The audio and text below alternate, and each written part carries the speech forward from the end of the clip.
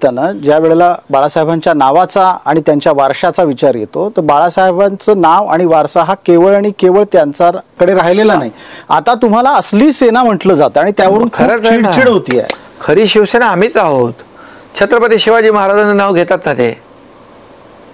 छत्रपती शिवाजी महाराजांचे वंशज आहेत का ते? छत्रपती शिवाजी महाराजांचं नाव घेतात ना. बाळासाहेब एक विचार आहे आणि एक बाळासाहेबांची वैचारिक भूमिका आम्ही घेऊन पुढं चाललोय आणि या महाराष्ट्रातल्या जनतेला ते पटतंय म्हणून तर लोक आमच्यासोबत येत आहेत.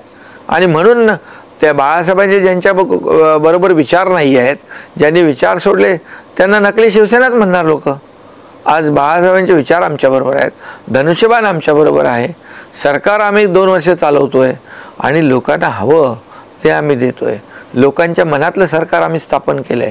लोकांना काय पाहिजे होतं 2019ला? शिवसेना भाजपचं सरकार. कारण शिवसेना भाजप म्हणून निवडणुका लढवल्या, मोदीजी आणि बाळासाहेबांचा फोटो वापरून निवडणुका लढवल्या आणि तुम्ही सरकार कोणाबरोबर स्थापन केलं?